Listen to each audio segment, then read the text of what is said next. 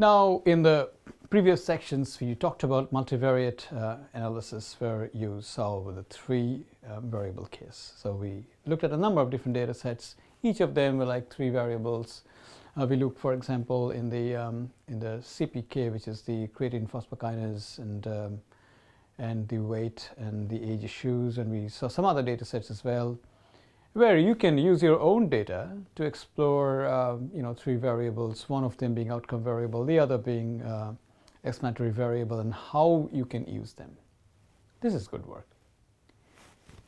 But as you know, with the bivariate case, as is with the multivariate case, there are always some data points that will not exactly conform to the theoretical, nicely cleaned data that we are habitually, that you may expect in a textbook case. So there will be data sets that are influencers, there will be data sets that are outliers, there will be data sets that are very different.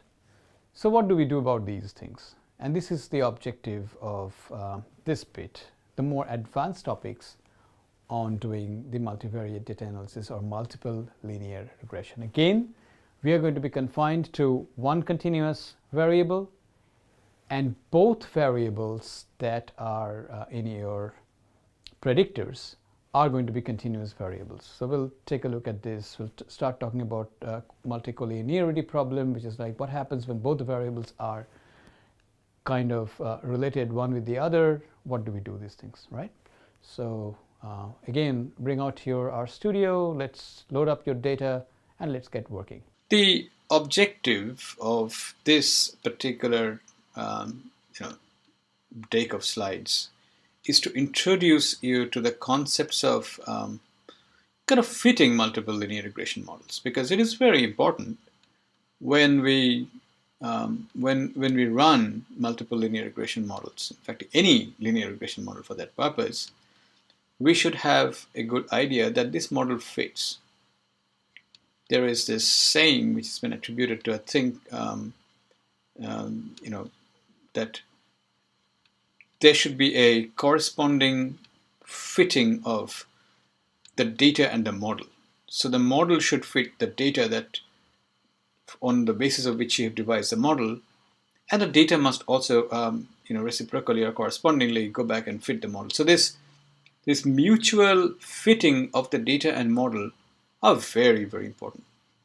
If that doesn't happen, then you know that something is amiss. So one of the core competencies in running any statistical software which runs multiple regression models and multivariate models is to make sure that the models fit, and using the parameters and be able to extract those parameters or extract those concepts to know that the models are going to fit one with the other. So that's the most important principle that we're going to learn here using R.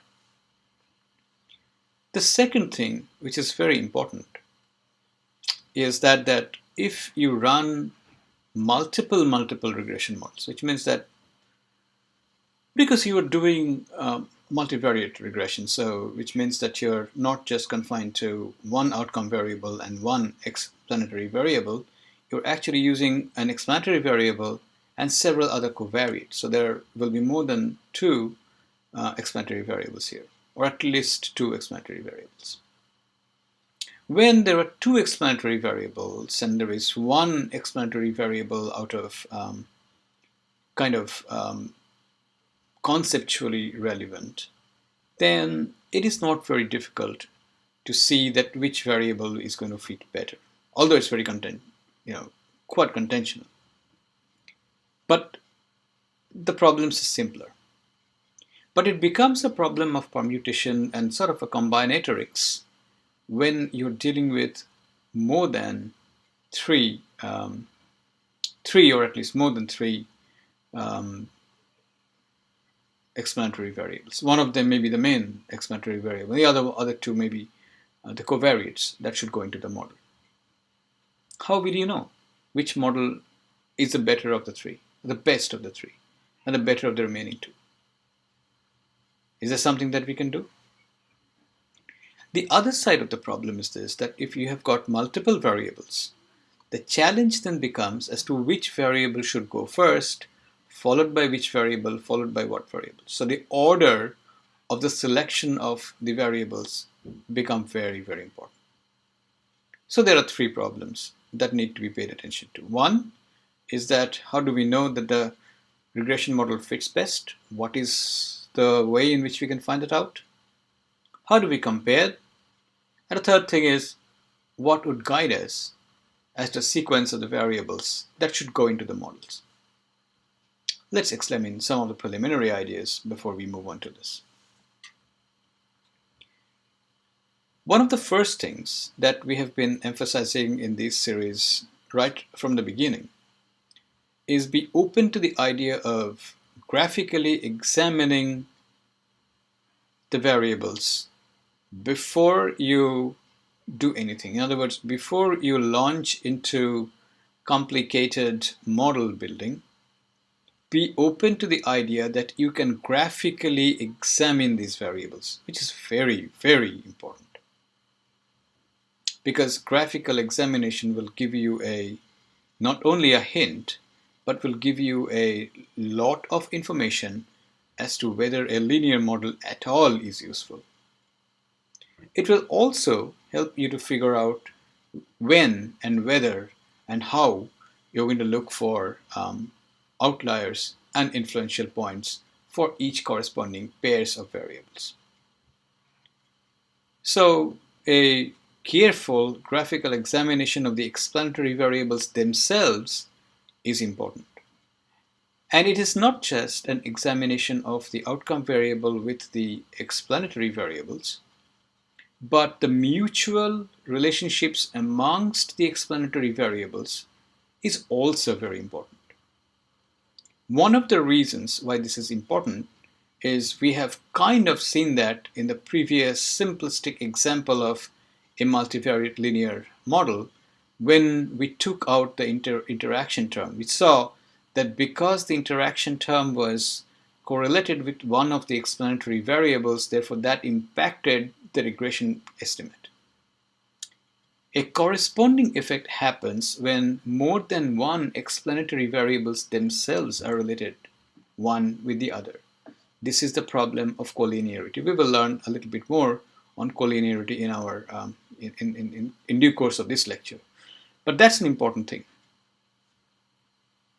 And therefore, it is very important that you should construct a pairwise matrix and take a look at the pairwise matrix first. Then what you need to do is you need to take a look at to fit the multiple regression equation first. This is tricky because sometimes you need to fit all the variables together, or you can fit all the variables together and then gradually take out one after the other variables to see how the multiple linear regression works. Or you may have to fit the most important variable first and then subsequent variables get added. So there are all styles, the different styles in which you can build a model. And then once you have started building those models up, you will need to figure out the outliers and the influencers that are present in the explanatory variables. So you may need to take out the outliers and influencers and refit the model to examine that model over again.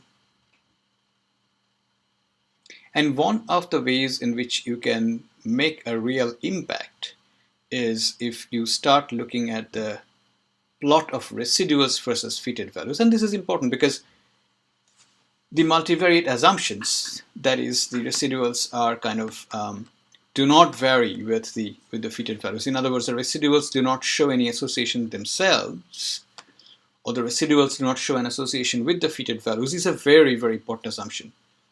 And if you find that there is an association between the fitted values and the residuals, then that tells you that the model is not likely to be a good model for a linear model.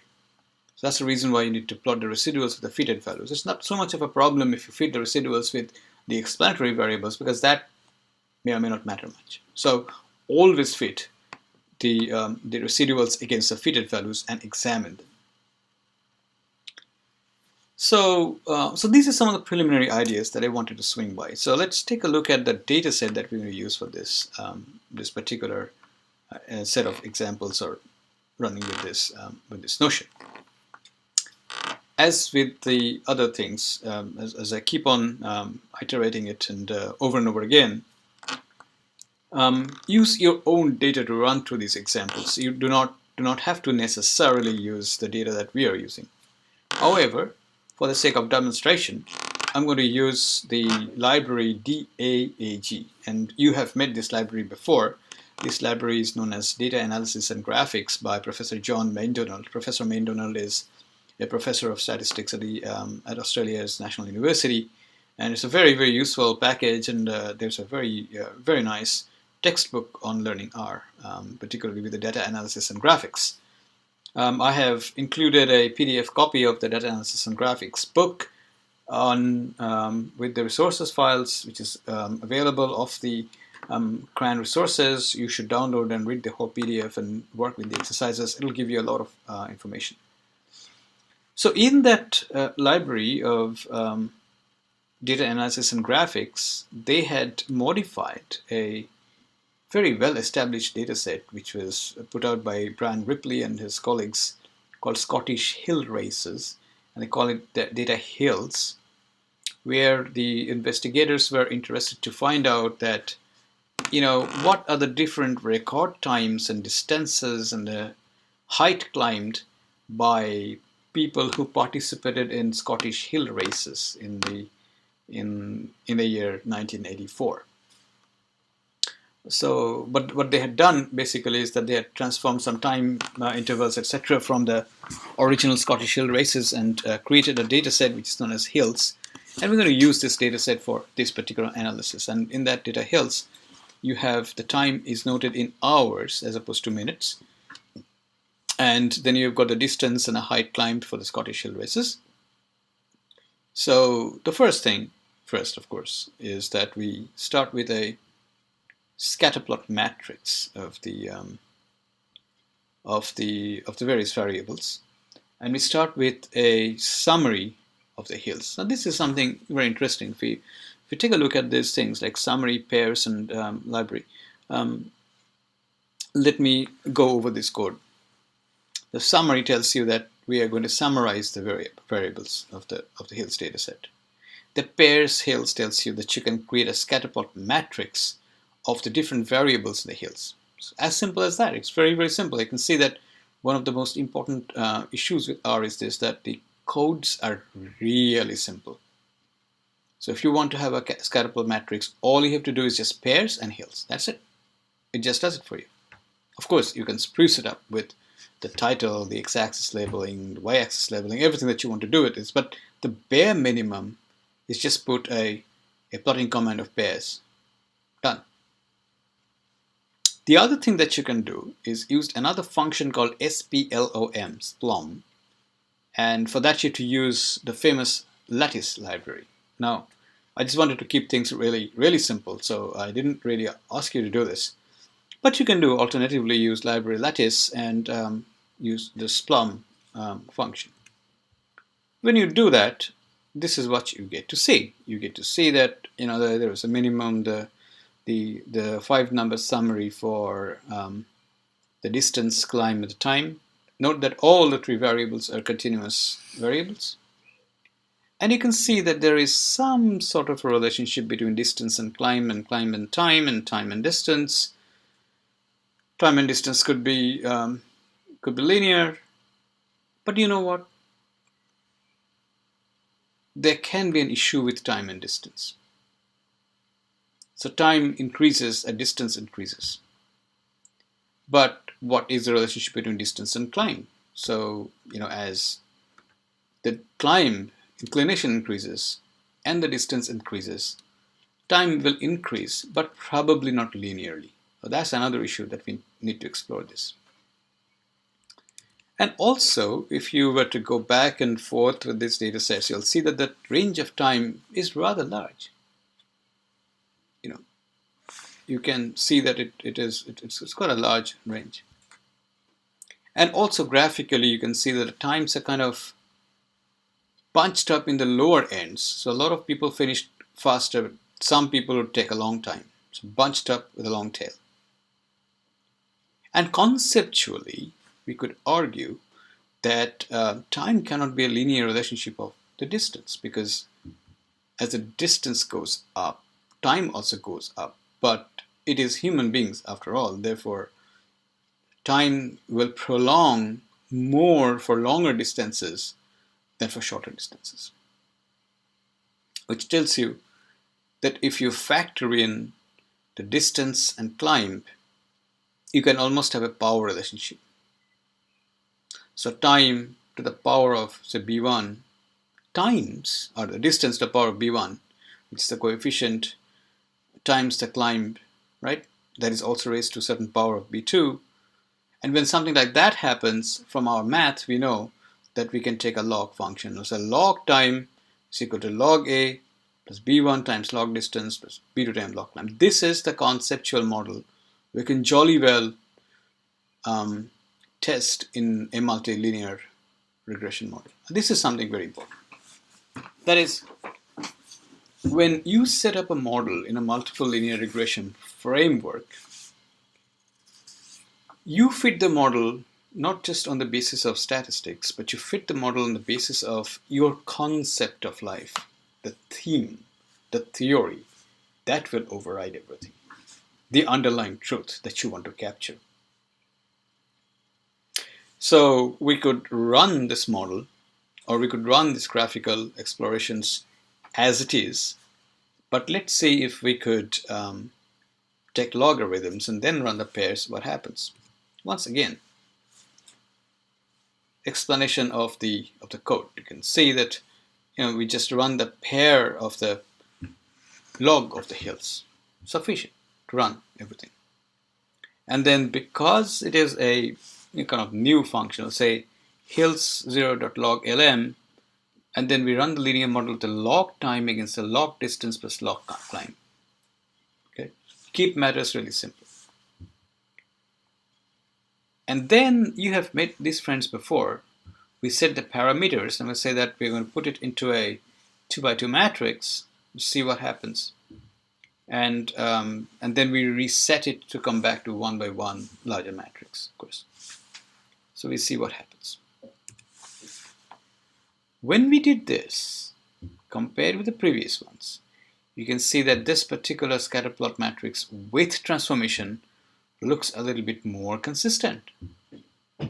So our initial idea of distance times climb as power functions that could explain time kind of makes sense. And the distance and climb are now more linear than before. Okay? But here is the thing. We can see, if we look carefully, then there is one outlier that needs to be taken care of. So we know by this time that in order to find out an outlier, we need to run some diagnostic plots. So diagnostic plots are hereafter. When you look at the diagnostic plots, you can see that the Nock Hill race, observation number 18, is an influencer because the Cook's distance exceeds the magic value of 1.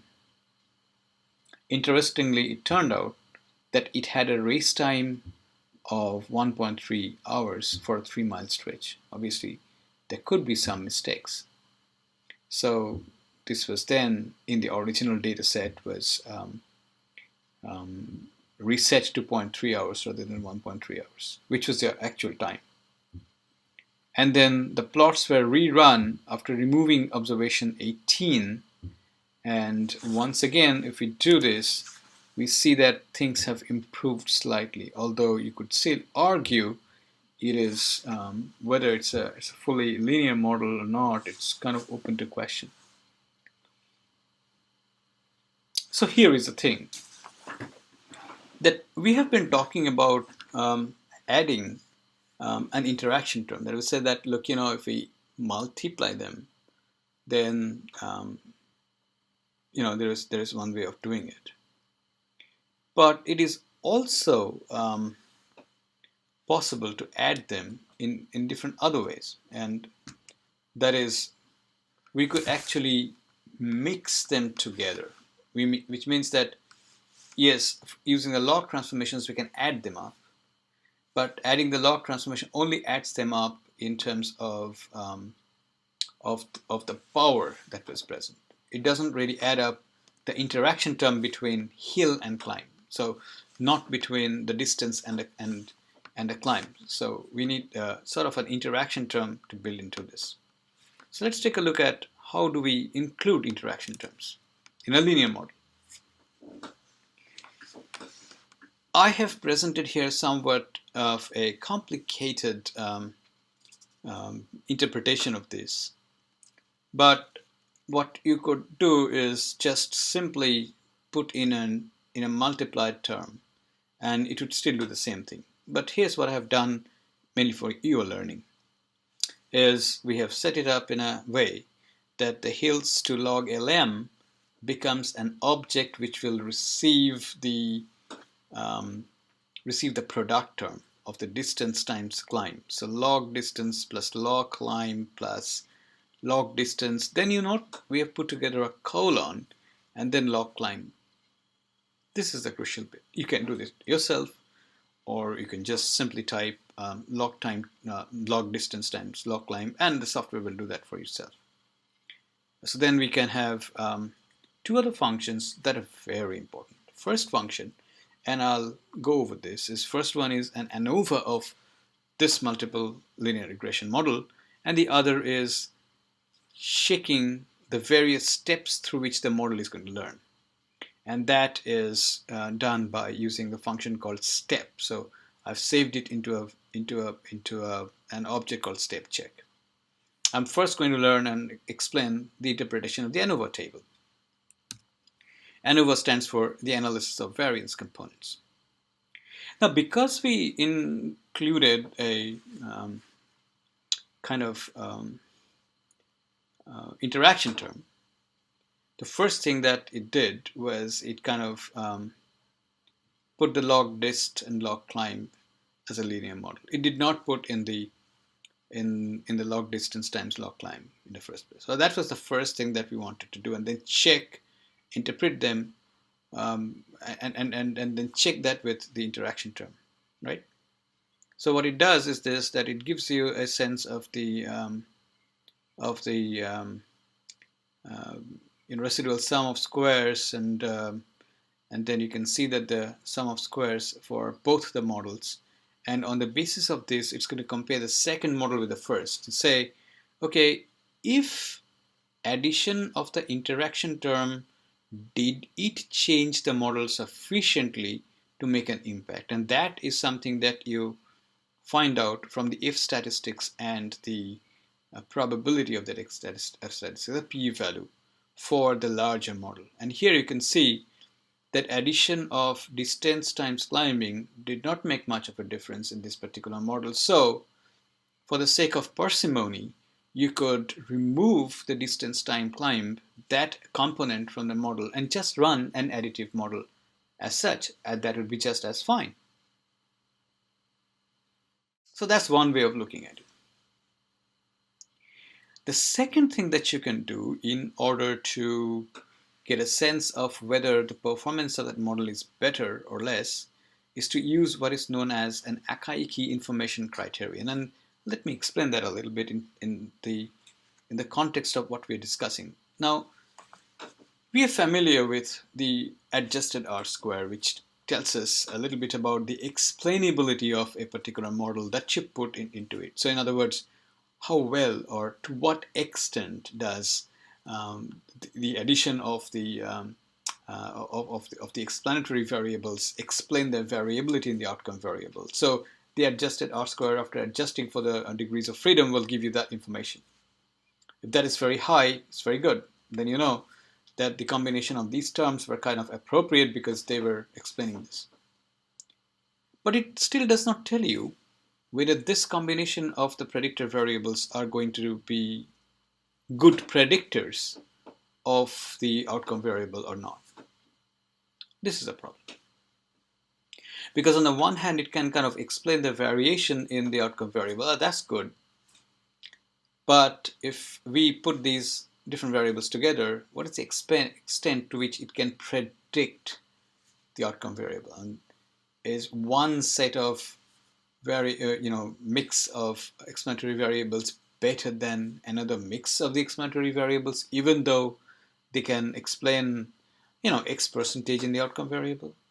That question is addressed by this criterion, which is known as Akaike information criterion. So what Akaike information criterion does is kind of a log likelihood to the extent to which that prediction can be given. So think of it like this. And here is the deal. Like, the lower the value is, that is in terms of, say, minus 121, is probably probably a better value than minus 122. So think about it.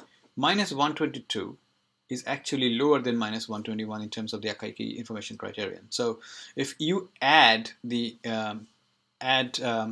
distance times log climb, you're not actually gaining much, you see. Because if you start with the highest possible value and then you stepwise see to the extent to which it is reducing your value. So you start with minus 122. Okay, so 122 is your starting point. And then what you do is this, that you will then put the next bit where you're going to put the put the term of the interaction term, and now we see that it's moved up to 121 minus 121.78.